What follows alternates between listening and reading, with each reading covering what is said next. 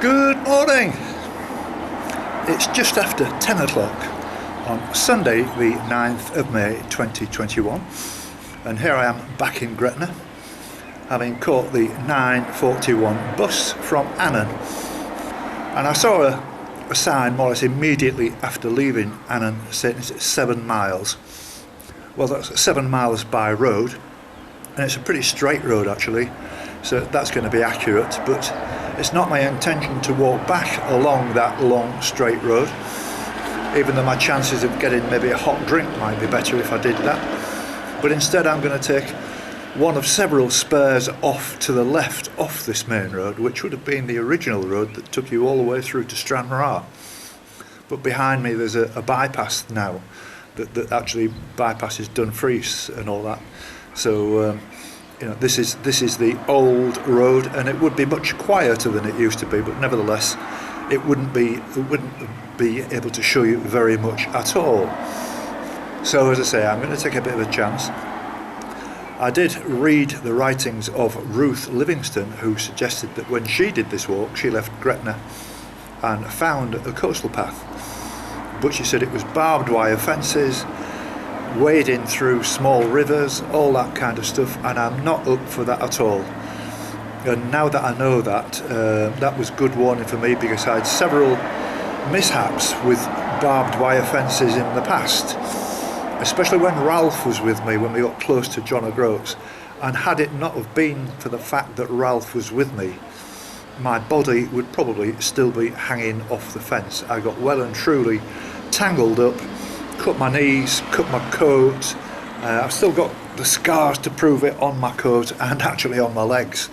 That was like highly dangerous, and I've got no intention of trying to save a few miles or provide a scenic view, because I'll be honest with you, we're not into the scenery yet, and it's going to be a few miles yet. Once I get past Dumfries, I think you'll see that it all changes, and we've got some hills to climb and that kind of thing.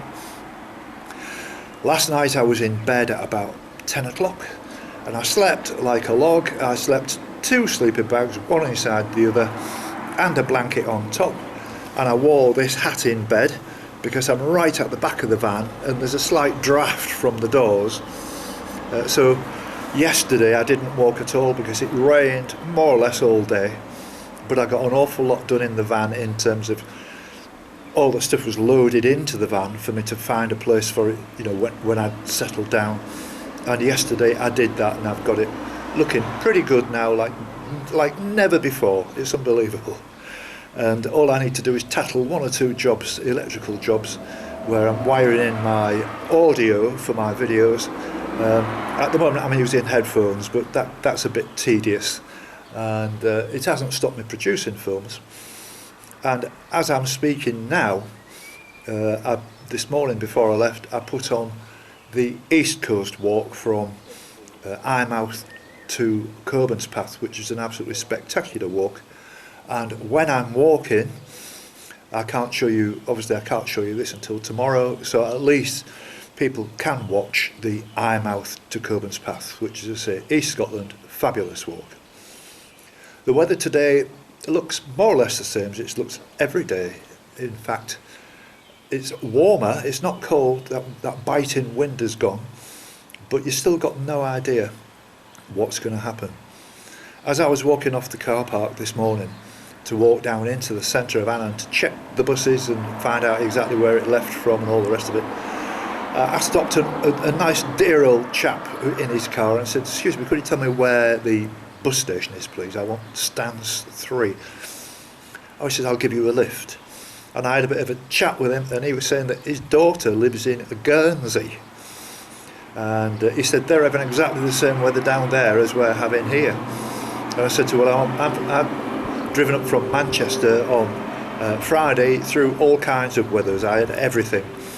And so it's really unbelievable how this month has been. You know, it wasn't like this last year or the year before or the year before. It just seems to be a really strange weather. So enough of all this. I'll get on my way, and I'm going to have to think of something to say, like instead of "here we go," like Ralph used to say it.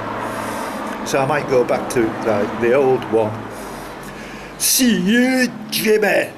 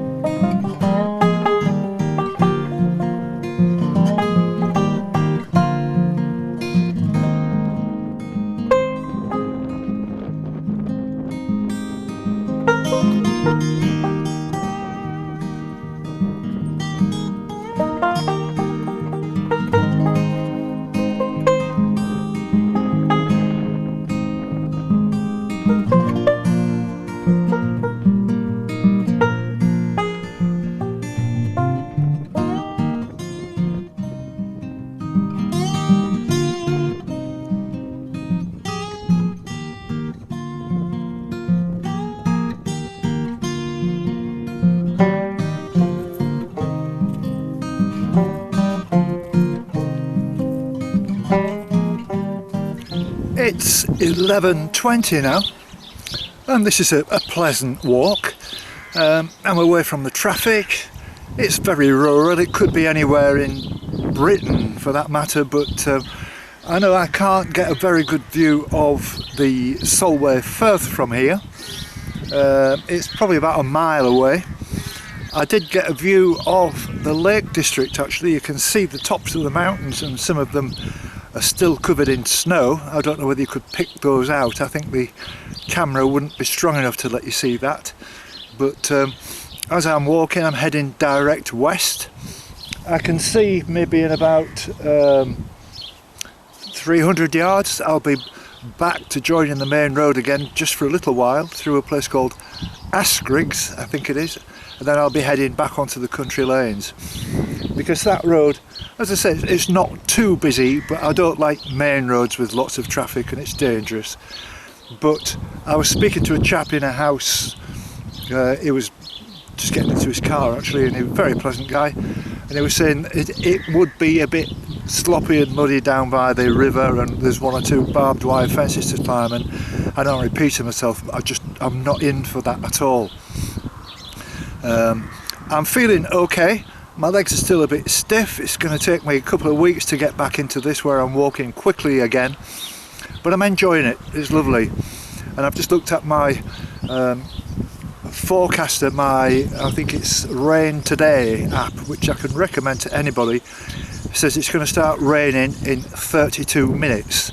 So that's, if I get to Askriggs, there might be a pub open or something, maybe not at this time on Sunday morning, but by the time I get there it might be about midday. I might get a cup of tea. So here we go.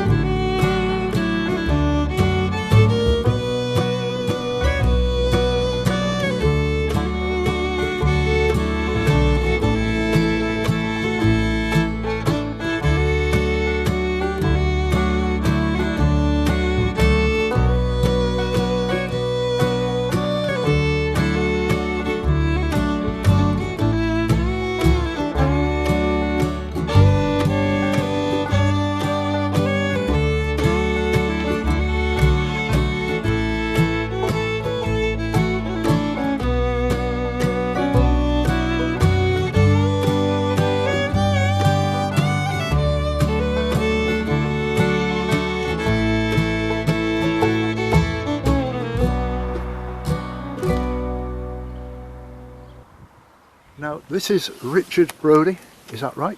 Yep. And Richard is going to tell me about what this locomotive is all about. It's a very curious looking thing. Richard, what's the story behind it, please? This is a specially designed fireless locomotive built in the First World War, and it was used to transport devil's porridge explosive from the greatest factory on earth here in Scotland. Yes. To the other part of the factory in England, 9 miles away. Yes. And as you can see, it's not got a chimney, right, because obviously they couldn't burn a fire in it to produce steam, so they had to put steam in through a special valve into the tank, right, and it would charge up. They're also fill it up 2/3 of the way with boiling water, and once it get to a certain pressure, it was able to transport the trucks of devil's porridge. Well, what a curious story. I mean, I used to be a train spotter as a kid, and I've never seen anything quite, obviously, as you said, the chimney's missing. I wondered what the story was. That's a wonderful story. So as for, you've got a wonderful museum here, the Devil's Porridge Museum. I mean, I don't have time to go in now anyway, but what exactly does it entail, please? Well, it tells the story of the greatest factory on earth. Yes. HM factory Gretna. It produced more cordite than all the other factories put together in Britain. Really? The factory was 9 miles long, and 30,000 people were on its books at one time. Wow, that's incredible. That's incredible. Made a very important contribution to the war, because we were losing the war when it was built because of the shell crisis. Yes. And the efforts of the workers here helped to turn the tide of the war. That's amazing. That's amazing. How did you get an interest in this, if you don't mind me asking? Well, we started this museum off about 25 years ago. We were looking for something of interest in the local area that could put Eastriggs and Gretna on the map. Yes. And we found this remarkable story, and the more we looked into it, said, well, we must tell this to future generations. Well, that's very commendable. That's very commendable. That's fantastic. Well, thank you very much indeed, Richard, for what's behind this. And this will go onto YouTube tomorrow, so hopefully a lot more people will see it. And this is a wonderful part of the world. To be honest with you, I'm so relieved to be back on this walk. And I mean, the main road, obviously between Annon and Gretna, I've stayed off the main road. I've been walking along the country lanes to stay away from the traffic and everything. But I'm heading west now. But it's a very clean and tidy part of the country, isn't it?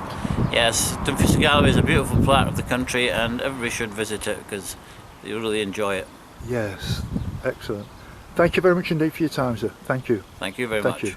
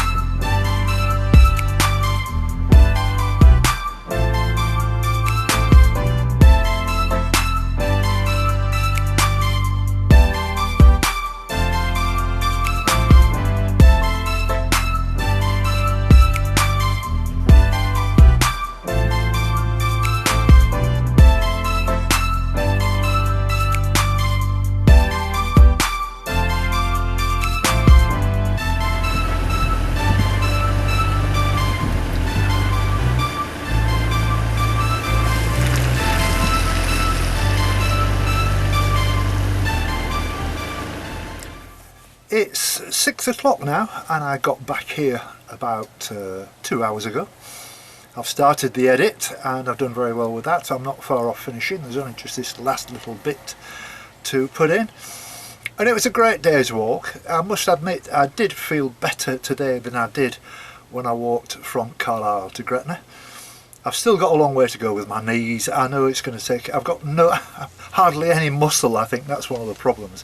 and I can feel them hardening up and out a little bit now. My feet were absolutely no trouble today, simply because I did what I usually do, and that's smother my feet in Vaseline and put a pair of thin cotton socks on and then some woolen socks, and I decided to stick out with these older trainers, even though I've got a new set to wear.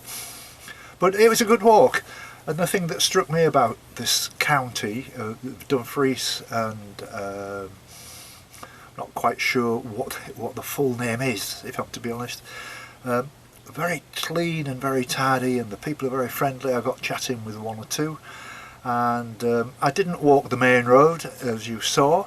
I walked mostly, I would say, in country lanes, and again, it was absolutely spotless and tidy, and very, very lovely animals, all the cows and the sheep and all the rest of it. A very rural Scottish area. And as I said to you yesterday, it's going to be a while before I move into the really scenic area. This is, as I say, a very rural farming area. It's more or less flat land. It reminds me a little bit of the county I'm from East Yorkshire. It's a similar kind of thing. And as you saw, I did get glimpses of the Solway Firth, and I got within about a mile, but I thought until I get myself back to proper walking fitness, this is road walking. There's a big difference between road walking, which a lot of people say does take the toll on you a little bit, but rather than going into the sort of wet fields, and I was warned, as I said before, by Ruth Livingston, that there are one or two barbed wire fences to climb, and I'm not going to do that. I don't fancy the idea of that at all. So that's it for today. I'm not sure of my plans tomorrow. I'm going to drive the van to Dumfries tomorrow, and then make a decision about how I'm going to do it. It's 15 miles from here to Dumfries, but as you'll see from my figures today, it was a 7-mile walk, but you'll see that it was quite a bit further than that. One other little thing to mention, while I was in Annon, I went to the town centre, and I saw this shop that's selling kilts, and this goes back to something on the east coast when I was in Dundee, and I met this guy who was trying to talk me into wearing a kilt, and I'm still not quite so sure about that really, but nevertheless they did look very nice and tidy. Annon itself is just like one big street, and I nearly went for a pint, but I thought, no, I've got a lot of work to do. I want to keep ahead of this, and so hopefully I'm going to see you tomorrow. If not, I'll put on day 3 of my East Scotland walk, which is from Coburn's Path to Dunbar. So thank you very much for watching. I hope you've enjoyed it, and I'll see you tomorrow, one way or the other. So here's my figures, and see you later. Thank you. Bye now.